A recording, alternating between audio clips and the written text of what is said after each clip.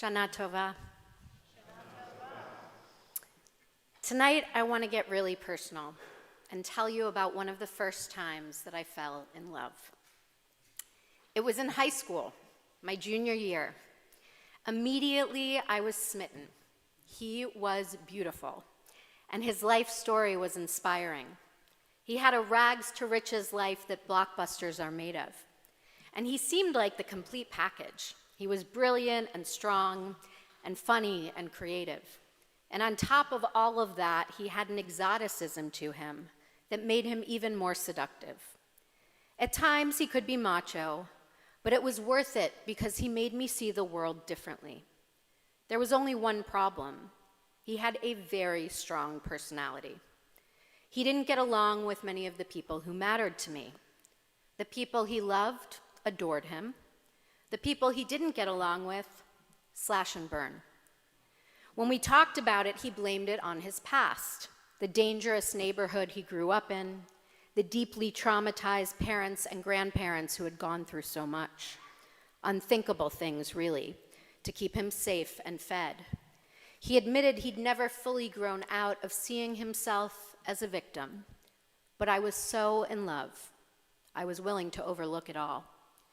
Soon I moved and our relationship was not sustainable, not long distance.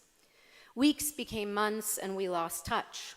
But 15 years later, we reconnected. I was starting my first year of rabbinical school. We were both adults. He was as beautiful as I remembered and even more impressive. He had a list of accomplishments that was mind-boggling. I've come to see my personal story, he told me, as a kind of miracle. And he was right, it was. And he was sophisticated now. He had friends from around the globe. He was a leader in technology.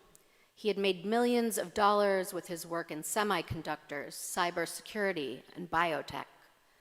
And somehow he still made me feel like a better version of myself. He made me feel alive and vibrant and valued for all the things about myself, particularly my Jewish identity, that had always made me uncomfortable.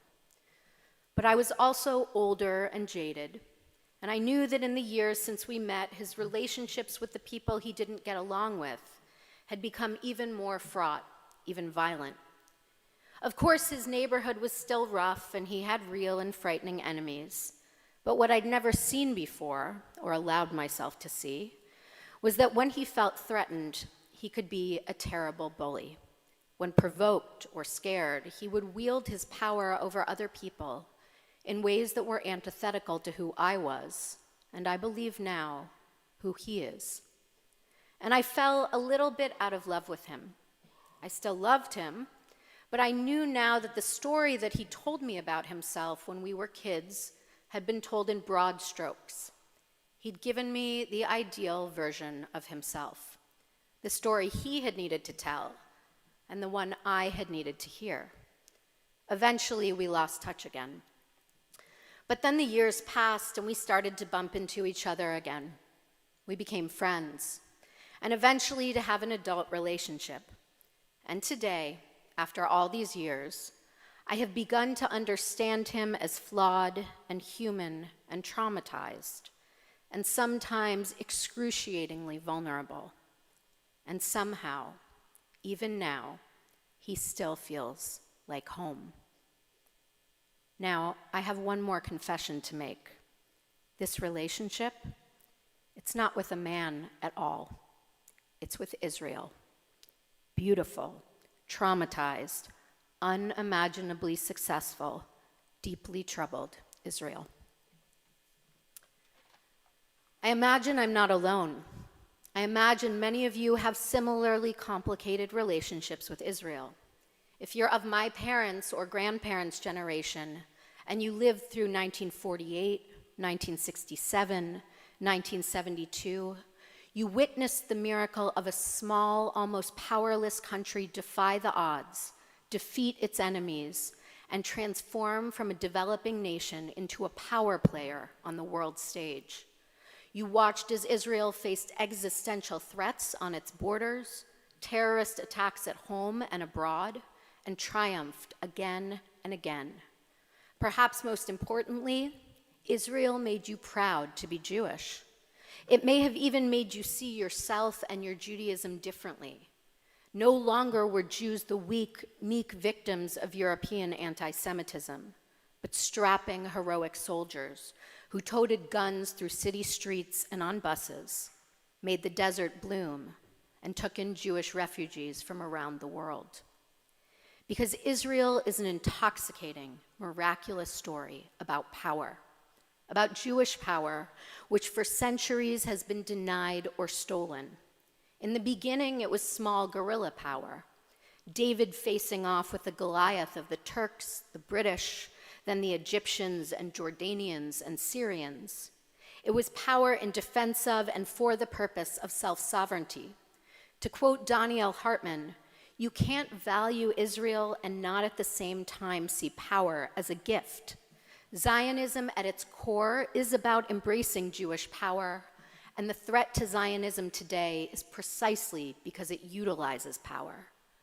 Then, in 1967, David beat Goliath, and David won. And when David beat Goliath, David became Goliath. That new power was glorious and intoxicating, a powerful antidote to centuries of expulsion, of violence and oppression. Because Israel is a haven, not only for Jews escaping Europe, but for all those Mizrahi and Sephardi Jews expelled from the surrounding countries when Israel became a state in 1948, Egypt, Morocco, and so many others. For all of these refugees, Israel is homeland and refuge, bulwark and fortress. It has solved the age-old problem of Jewish victimhood. To argue against it is unthinkable. Even the name of the army tells its story. First, the Haganah, which means simply defense, and then the Israeli Defense Force. Do you know how few armies in the world have defense in their names? A very small minority. But then in 1972, the story of Israel's invincibility was threatened. Yes, Israel won the Yom Kippur War, but it also came terrifyingly close to destruction. And that is the last time Israel's hard power gave it one unequivocal military victory. In the 1980s, there was the Lebanon War and the First Intifada, and then in the years that followed, the Second Intifada. And in the early 2000s, Gaza. To quote Daniel Hartman, "In all of these places and times, power guarantees Israeli sovereignty, but cannot provide what Israelis most want and most need, peace." And as Israel's hard power grows, there becomes, for the first time in contemporary Jewish history, a profound asymmetry between the power Israel has and the power of the people Israel is fighting. I am born into this story in the late 1970s, after the Yom Kippur War and before the Lebanon War. My parents, who lived in Beit Shemesh for a year in 1969, read Leon Uris's novel Exodus about the founding of the State of Israel and decided then that their first daughter would be named Jordana, a character in the novel. Jordi, my name, is short for Jordana ben Canaan, the sister of Haganah fighter Ari ben Canaan, who smuggled hundreds of European Holocaust survivors into Israel. It is a good Zionist name, Jordana, inherited from an imaginary red-headed gun-toting Sabra. And when I became a teenager and complained incessantly about my weird name, my parents made me watch all 208 minutes of the 1960 Otto Preminger film version of Exodus, where Paul Newman starred as Ari ben Canaan, the Israeli hunk who saved a nation.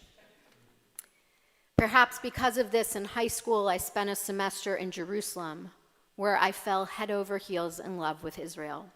As for the Palestinians, if I thought of them at all, it was as PLO members, enemies who wanted to destroy the state of Israel. Israeli Jews, on the other hand, they were soldiers and farmers, refugees and victims of history made good. It is this story I brought with me to college, but at my small liberal arts school in New England, Israel was not yet a topic of conversation. And so it's not until 2004, my first year of rabbinical school, that I return to Jerusalem. The Second Intifada has just ended. I don't take a single bus all year. It is still too scary. The heat not gut, the withdrawal from Gaza is being debated, and Arafat dies. And through it all, the security barrier is being built through olive fields and Palestinian towns. I will visit these fields and towns and go to the West Bank for the first time. I meet with Palestinian peace activists and families that have lived in Bethlehem for generations. And I begin to balance the story I grew up with against a different narrative, and to learn about the moral cost of Israel's security concerns. I could go on and on about my relationship with Israel, but this isn't actually a sermon about my relationship with Israel. It's about our relationship with Israel. It's about how, since the early 2000s, there has often been a false dichotomy made between Zionism and liberalism, and a contrived pressure on American Jewish Zionists to choose between Israel as a democratic state or Israel as a secure one. To say you're either pro-Israel and unconditionally supportive of everything every Israeli administration does, or you're not, and therefore you don't truly love Israel. But we would never expect the same litmus test of patriotism for America. So why do we require it as a test of each other's Zionism? And here's the problem. Such all or nothing language has served to alienate a swath of a younger generation of Jews who want a relationship with Israel, but have a profound discomfort with settlement, expansion, and violations of human rights, who were raised believing that Judaism at its core champions human dignity and justice and requires that we not oppress the stranger. It has also meant that kids who do grow up in Zionist homes and Zionist synagogues that don't talk frankly about the complexities of Israel and the Palestinians find themselves utterly unprepared to thoughtfully answer critiques of Israel's policies when they arrive on radicalized college campuses. I've waited 5 years to say this from this pulpit because I needed you all to know how deeply I love Israel before I confessed my discomfort with what I have witnessed in the West Bank and Jerusalem over the past several years. I have waited because I know that by now you know that I am a Zionist, and that I believe that my role as your rabbi is to ignite in your children and your grandchildren a fierce and deep love for Israel and be utterly committed to her existence and her security. And I also believe you know how passionate I am about the vision of our prophets and beating swords into plowshares. Your rabbi is an idealist and also a pragmatist, which means that while I know there is a moral cost to our security concerns, I don't believe that those security concerns give us carte blanche to disregard the rights and presence of the Palestinian people. Precisely because I love Israel and want her to be strong, secure, and safe, I worry that current policies of settlement expansion and turning a blind eye to land confiscation and home demolitions imperils Israel's existence, ignites and justifies Hamas terrorism, and gives credence to anti-Semitic United Nations claims that Israel is racist and brutal. And I worry that if I don't speak about all of this on one of the holiest nights of the year, I will cede a piece of my and our humanity. So I will speak to you frankly. We can love Israel. We can fear for Israel's security and survival and fight for it. We can root for the IDF and mourn when Israeli soldiers are killed. We can criticize corrupt and ineffective Palestinian leadership. And we can acknowledge the humanity of the Palestinians and insist that they deserve human rights and dignity. We can be committed to and insistent on Zionism and liberalism without ceding either, no matter what the UN or Ilhan Omar or AOC say. We can insist that we will not be made to choose between loving Israel, critiquing Israel, and living our values. We can insist that this is also what it means to be stakeholders in the Zionist project. We can believe that a Jewish state can and should be a democratic state. But there's more. If we only interact with Israel and teach our kids about Israel through the lens of politics and the conflict, we miss out on everything else about Israel. And by talking only about the conflict and pain, we forget that Israel is so much more, a real place with real people doing incredible things that are amazing and mind-bogglingly innovative. If you're a foodie, there's the incredible fusion of Jewish food cultures from Europe and the Middle East, which has created some of the very best restaurants in the world. If you like music, the vibrance of the music scene, which draws from Ethiopian, Arab, and European musical traditions, and contemporary forms like hip-hop and jazz. Or there's Israel's ballet and modern dance companies, both of which are internationally known.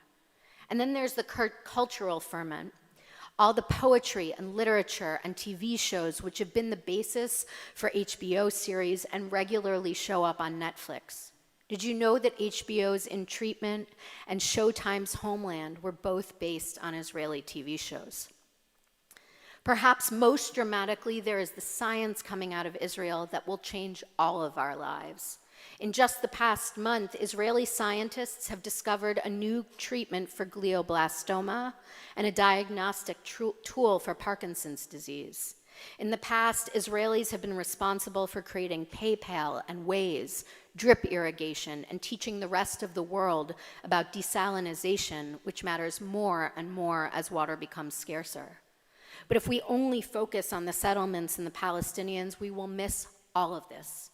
We will experience the tunnel vision of only the angst and the pain and miss out on the fact, and this is my favorite thing about Israel, that on Rosh Hashanah, Israeli newspapers across the country publish special sections of contemporary poetry from across the country focused on the new year.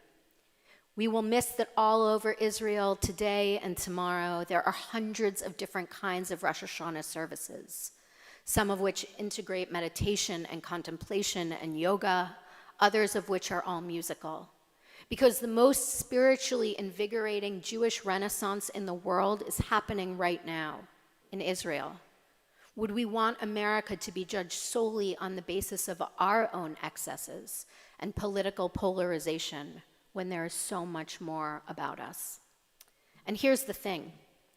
By taking in the full picture, by going to visit Israel, by experiencing all of the country, we model for our kids what it is to have an honest relationship with a place we not only love, but in the face of so much worldwide anti-Semitism, need. A place that is not just an idea or a theory, but a real, complicated country. We can teach our kids Israel's beauty and Israel's complexity without sacrificing either.